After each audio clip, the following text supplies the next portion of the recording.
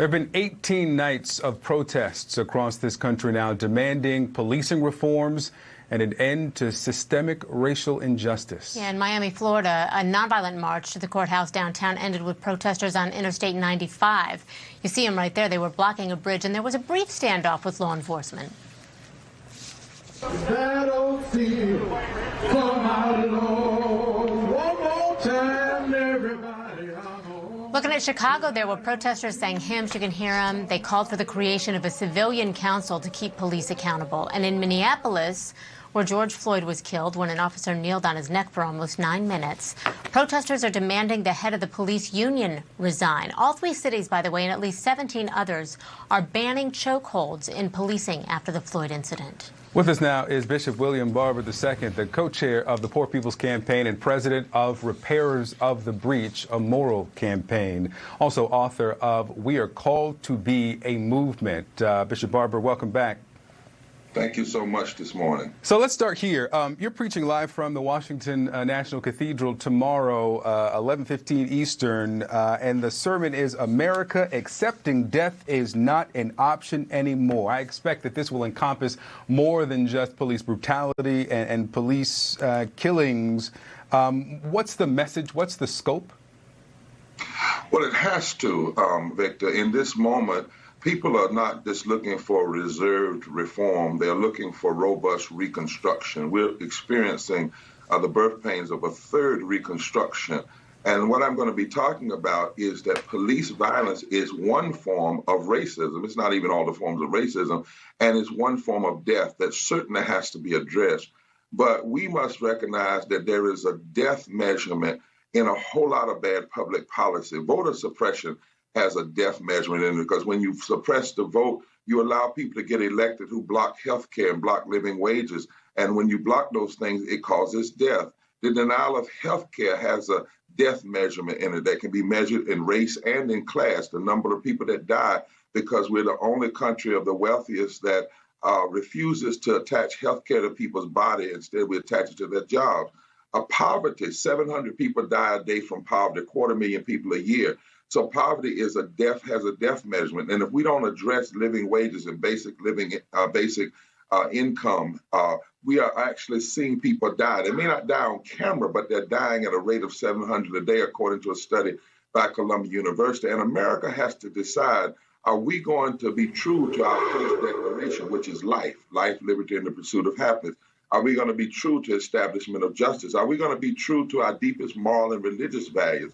You know, there's a scripture in the Bible in Amos that says that when this kind of injustice is happening, people need to be in the street mourning, lamenting, crying, and demanding that there be change. And so I'm going to suggest that in this moment of pandemic, in this moment of police violence and death, in this moment when so many were dying even before COVID, and people are dying during COVID that didn't have to die, America has to be clear. Accepting death is not an option anymore.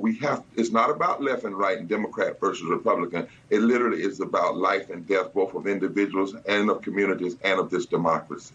There are a lot of people we've heard who have said now that this time it feels different. They feel like there's a different momentum here. And we've seen a lot of white people in line in these protests alongside black people who are protesting for the same thing.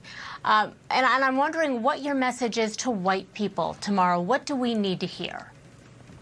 Well, you know, on June 20, 2020, next weekend, people can go to www.june20. June 2020.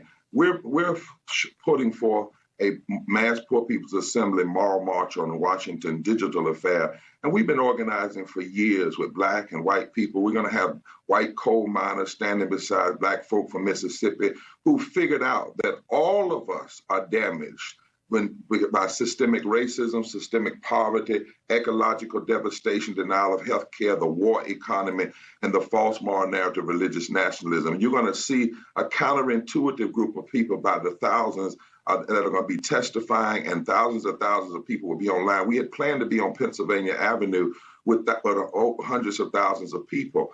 Let's remember our history. It was black and white coalitions that caused abolition. It was black and white coalitions that caused the women's suffrage movement and the labor movement and the civil rights movement. Sometimes when I hear people saying we've not seen this before, we've not seen it on social media before and the magnitude before, but transformation in this country has always been multi-ethnic and multiracial, and we have to remember that history. The second thing is I'm a little bothered when I hear some people say it seems different, like when Tim Scott said it the other day, and he said he looked out his window and he saw 7 white people and 3 black people protesters out of 10. But some of that ought to disturb us. It shouldn't take this much for folk to do right.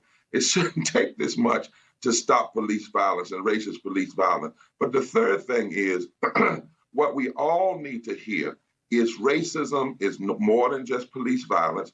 Racism toward our First Nation brothers and sisters, racism toward our brown brothers and sisters, racism toward African Americans. And we have to look at racism in all of its form. This cannot be a fad where we deal with it in police violence, but then people still don't deal with the racism and the denial of health care and the denial of voting rights and denial of living wages and the denial of fixing the climate. We must deal with the issue of systemic racism and recognize that ultimately racism is targeted at black people and people of color, but ultimately it hurts everybody. It hurts the entire democracy. It undermines everybody's fundamental rights. That's what we have to understand. Racism and classism have always had death in them, and everything racism and classism touches, it kills. It kills. And that's why we must say we've got to deal with this death measurement and choose life rather than death. Reverend William Barber speaking tomorrow at the National Cathedral. It will be live streamed, by the way, again next Saturday at another event, June 2020. We appreciate you being here. Thank you, sir. Thank you so much. God bless to your audience.